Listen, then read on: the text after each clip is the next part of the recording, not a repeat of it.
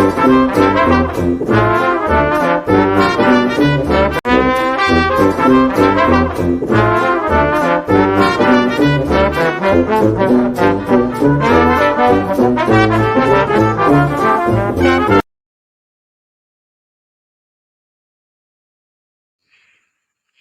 Excellencies, UN Secretary General, President of the General Assembly, Executive Director of UN Women, and distinguished guests. Today, we are launching a campaign called He for She. I am reaching out to you because we need your help. We want to end gender inequality, and to do this, we need everyone involved. This is the first campaign of its kind at the UN. We want to try and galvanise as many men and boys as possible to be advocates for change. And we don't just want to talk about it. We want to try and make sure that it's tangible. I was appointed as Goodwill Ambassador for UN Women 6 months ago. And the more I've spoken about feminism, the more I have realised that fighting for women's rights has too often become synonymous with man-hating. If there is one thing I know for certain, it is that this has to stop.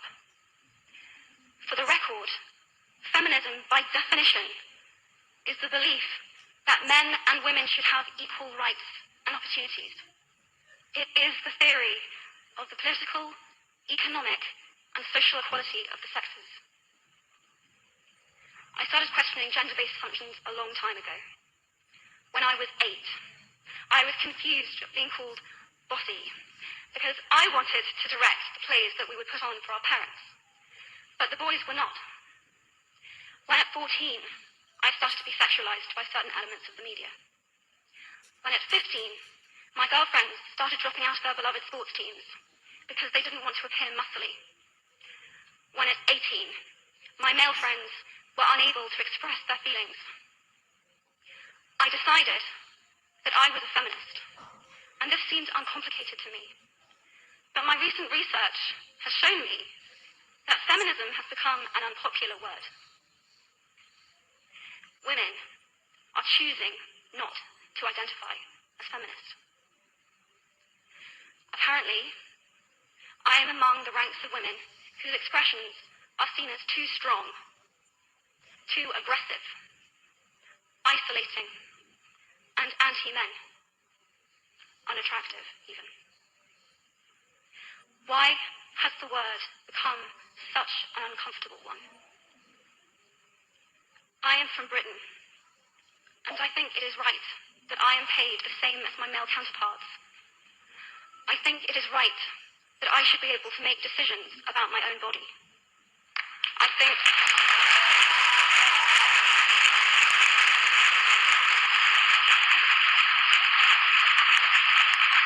it is right that women be involved on my behalf in the policies and the decisions that will affect my life.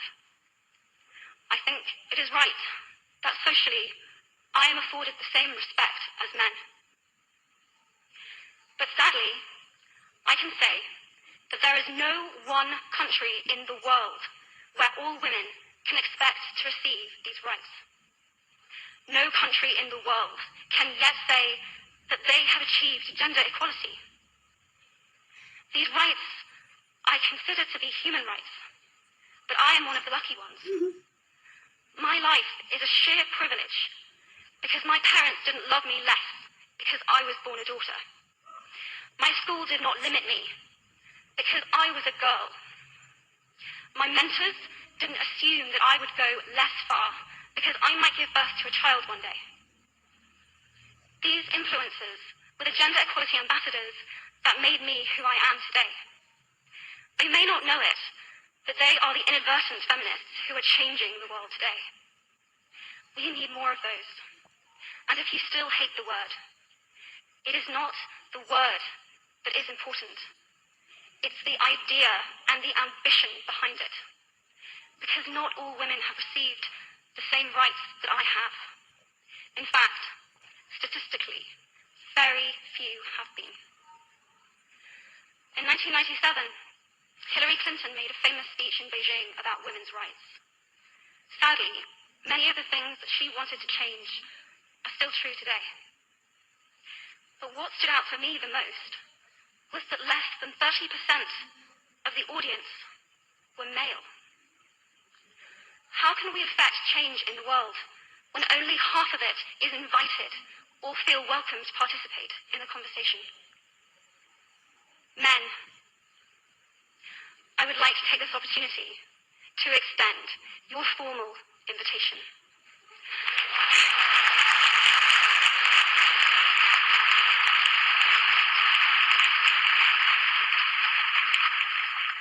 Gender equality is your issue too.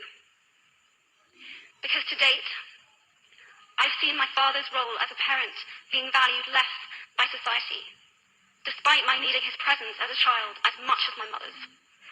I've seen young men suffering from mental illness, unable to ask for help, for fear it would make them less of a man, or less of a man. In fact, in the UK, suicide is the biggest killer of men, between 20 to 49, eclipsing road accidents, cancer, and coronary heart disease. I've seen men made fragile and insecure by a distorted sense of what constitutes male success. Men don't have the benefits of equality either. We don't often talk about men being imprisoned by gender stereotypes, but I can see that they are, and that when they are free, things will change for women as a natural consequence. If men don't have to be aggressive in order to be accepted, women won't feel compelled to be submissive. If men don't have to control, women won't have to be controlled. Both men and women should feel free to be sensitive. Both men and women should feel free to be strong. It is time that we all perceive gender on a spectrum instead of two sets of opposing ideals.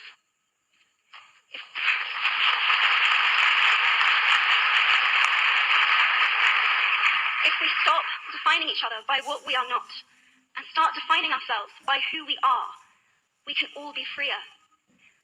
And this is what he for she is about.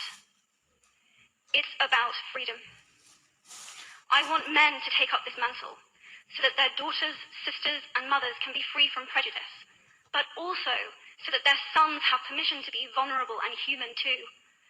Reclaim those parts of themselves they abandoned, and in doing so, be a more true and complete version of themselves. You might be thinking, who is this Harry Potter girl? What is she doing speaking at the UN? And it's a really good question. I've been asking myself the same thing. All I know is that I care about this problem, and I want to make it better. And having seen what I've seen, and given the chance, I feel it is my responsibility to say something. Statesman Edmund Burke said, "All that is needed for the forces of evil to triumph is for good men and women to do nothing." In my nervousness for this speech, and in my moments of doubt, I've told myself firmly, if not me, who? If not now, when? If you have similar doubts when opportunities are presented to you, I hope that those words will be helpful.